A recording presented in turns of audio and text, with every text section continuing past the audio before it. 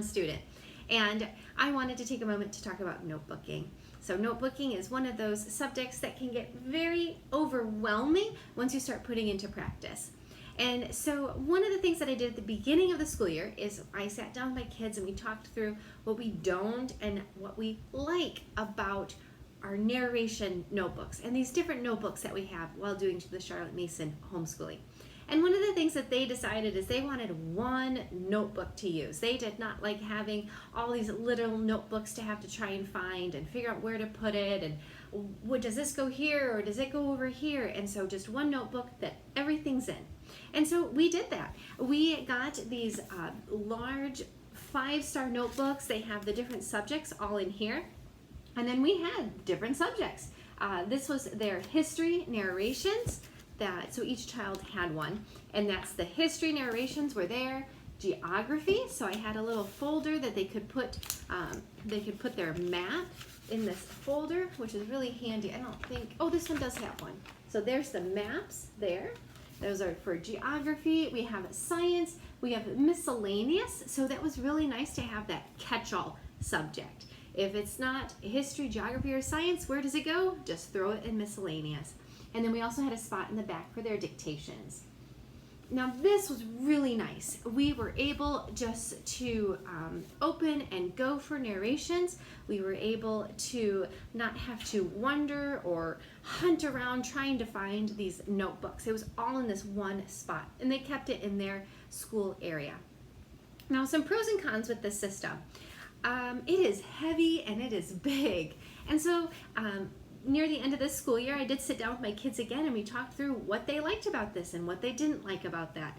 And it's big and it's heavy. And so that was kind of a complaint with the kids. They didn't like that they felt like they couldn't complete everything. There's a lot of sheets in here. There's a lot of pages in here. And so one child said that they really wanted that sense of completion, that they've finished something, that they've been able to finish that notebook. The spirals were really hard for my left-handed child. He had to work with that a little bit more, and so he did not like the rings. I, as a teacher, loved that it was so big. Their narrations could be extra long, and I really did like that. But so taking their complaints and their compliments with this system, they still like having one book. This last week we tried something new.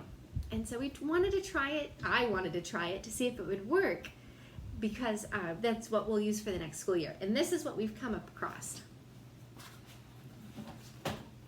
And so we have these little notebooks now. So I got these traveler notebooks and they each have one. And then we're trying this out for the last school year. And so what they liked about this is it's smaller. They will be able to finish probably multiple throughout the school year.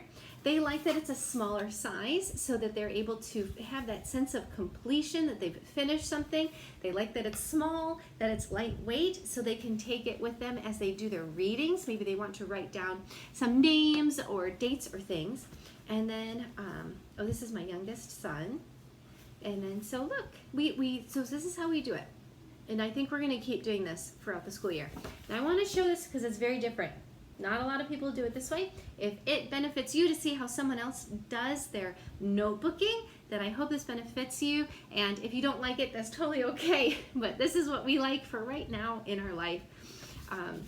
So we use this notebook for a lot of different things. We do it for we do journal entries each day. And then when this is my son's language lesson. So each subject, we just start a new page. So there's his language lesson. We're done with it. For his next subject, I see here a journal entry. He just goes through it. So we're just finishing a page at a time. So unlike this big one, we don't have a huge section for history. So there's a positive and a negative. We don't have a huge section for geography. It's kind of mixed in here. The kids don't seem to mind that. I kind of want to showcase these folders on their bookcase over there so they can see how much they're learning. But we'll be able to finish a notebook. So my son, he did another language lesson, and it's on that page.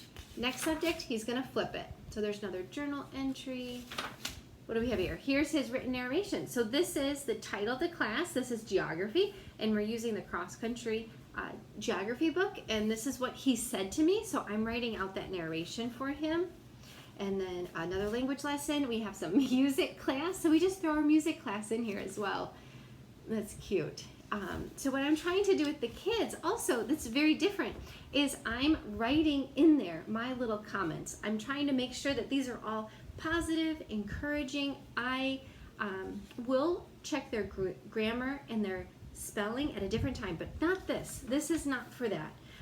Look, I love your drawings. That's for his science class. So I want to be encouraging. I think this will give my kids the benefit of knowing that their work is for something, that there is an end goal. We're not just writing our narrations and it's going away, but there is someone's looking, someone's understanding what they're doing.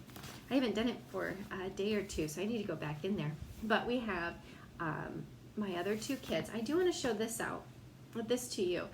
Zoe is writing a lot more of her narrations, which is really fun. She does it every other line, and I've encouraged her, go on to 2 pages. It's okay to do 2 pages. There's my writing to her.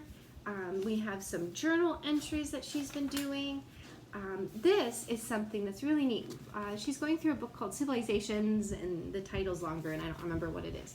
But I'm encouraging the kids to bring this along with them as they do their reading, to write down any names or dates or places or events that are really big that they want to remember and document that. And then any definitions that they might not know. And so she did that, and I was just so glad. So here we have Saul ruled from 1052 to 1010 BC. So she's writing in all these dates that she was learning about. The next page, oh, there's her narration on the next page. So each class assignment can take multiple pages, and that's encouraged. So there's her. I'll show you my middle son now. So this is the front. On the back, oh, he spilled something on it. On the back, we are writing the books that they've read. And so as they finish books, then I will have a record of what they've been reading throughout the school year. And he wanted to include the date as well. So I was really glad about that. So we can have this running list. And when they're done with the book, so the books that they've read will go this way, and the narrations will go this way, and somewhere they'll meet, and then we'll be done with this.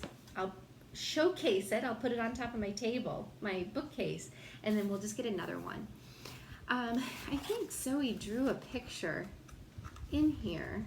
Yes, look, she liked in her civilization book, she did another lesson in it. Oh, there's her music there.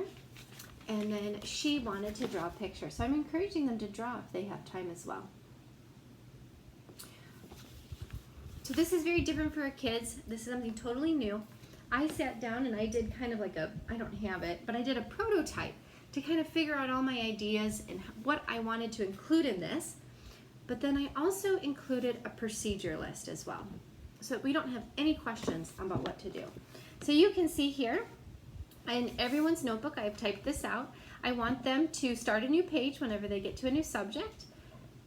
I want them to include the subject and the book. So we saw geography, and it was country, cross country, and the date that they started it. So for example, their journal, we have them write about the weather, something that they're thankful for, and then their journal entry, what they're going to write about that day. And then we have some examples. So for narrations, it can be 1 or more pages. We can write down things that are unknown words on each line, names, locations, dates. Then they should do their written narration. And then optional is to do an illustration if they want to. That's up to them. Dictations, we were going to include the title and author, the exercise number, and then write out that dictation, that written dictation, in the back of the book, the list of all the books that they've read. So this way we all have a very good understanding about what this notebook is, how we're going to use it, and sometimes maybe if a couple weeks down the road they don't remember, oh, how do I do a journal again, or do I start a new page, do I not start a new page, they can always come back to this little reference to do that. So that's how we do it. So the notebooks that they have now they each have one of these. We also do This is what we have for our nature journaling. I lead a group and we do hikes together outside and we do nature journaling all together. So this is what my kids bring, and honestly, this is from Walmart. This is like a mixed media pack, and so the pages are a little bit thicker. They're not very good for watercolor. They're a little bit better for colored pencils or pens, but this is 70 sheets, and I think it costs like $2. So and when the back to school comes, I just go into Walmart and I just buy a huge whatever box. I just buy 12 of them, and then we keep that. And then so when they fill this up, they just go to the next one. And I do a really nice watercolor paper for them to use when they're not, when they don't want to use this paper, but sometimes. So she just started that one not too long ago. Mike, we do some of our art lessons in here. We were looking at complementary colors. So just, there we go. There's Robin. My son likes to name his drawings. So there we go. So there, they each have one of that. So they have one of this, and then we have the Book of Centuries. So this is that notebook that, this is how we do our Book of Centuries. We got this from Simply Charlotte Mason. I think we purchased the PDF, and so I printed one for each of the kids on a harder cardstock, and then we put it in a three-ring binder. And so they have this, and that's it. And so it's really nice for the kids to have simplicity in knowing what to use. It's very easy for them to carry around their school to-do list and this little notebook. I think the child that said that they wanted a sense of completion, he really likes that the pages are smaller, that he's able to fill out a page and feel a sense of accomplishment with that.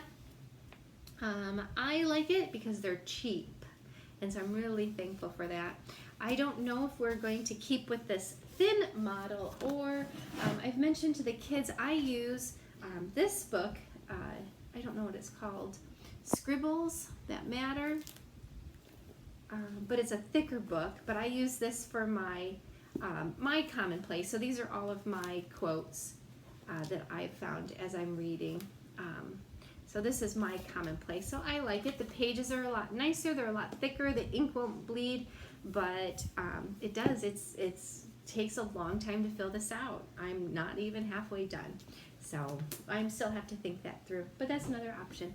So, okay, well, I hope all of this information helped, that you can kind of see a little look into my classroom and see how we do notebooks, and I hope that's encouragement. So let me know if you have any questions, and then I'll see you around. All right, bye.